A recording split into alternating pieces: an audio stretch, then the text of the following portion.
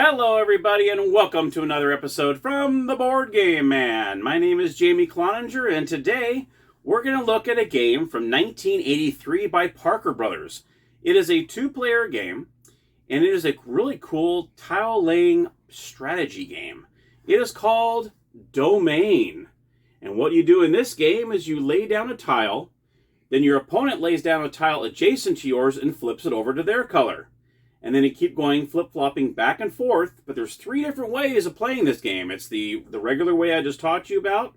There's an intermediate, and there's an expert. So let's head on over to the gamer's table, and I'll show you how to play Domain.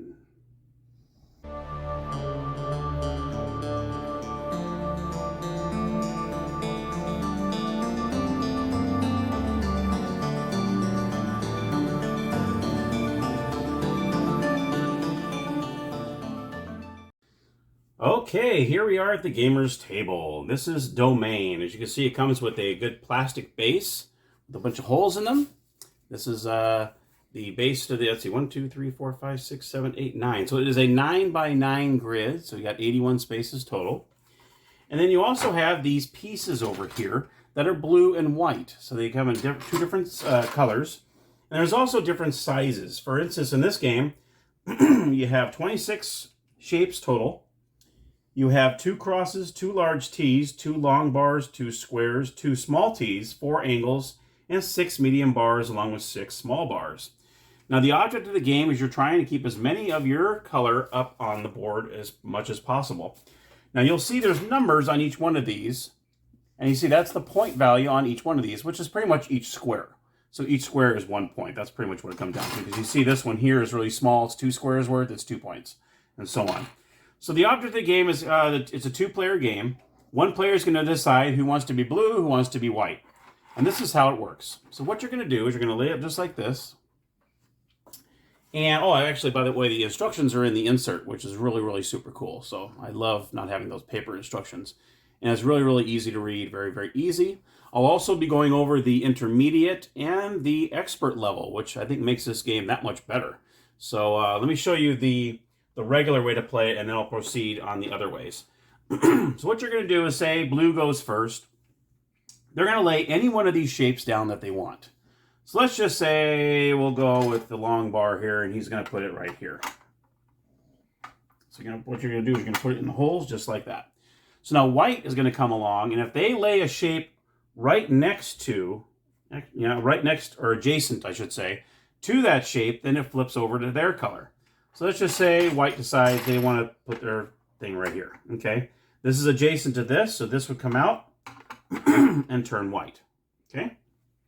Then blue would come along and say, okay, well, I want to take those 2 shapes. So this flips over to blue, okay? And then this would flip over to blue as well. So then white can come along and say, okay, well, let's see, I want to do, let's see, I don't think he wants that shape. He would probably like to take this long shape too. Maybe he'll take these bottom 2 out. Okay.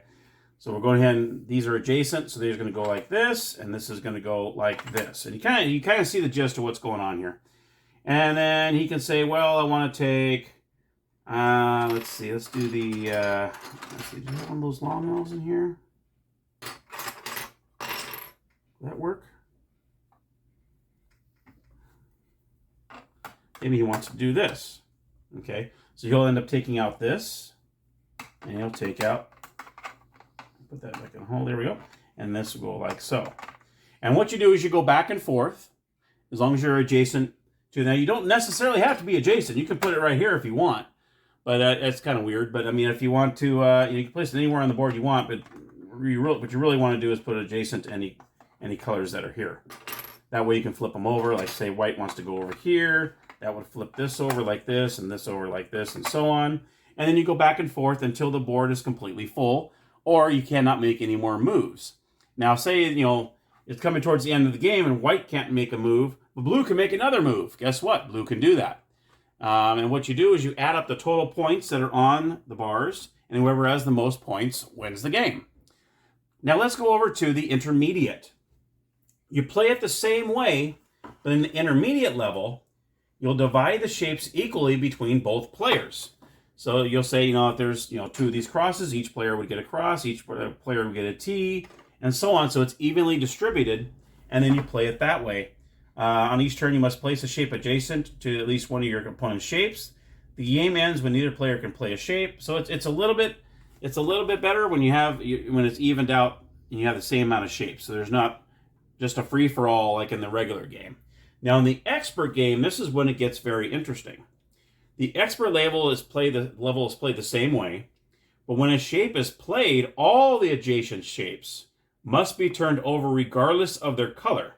That means you'll have to turn over any of your shapes that are adjacent to a shape you play.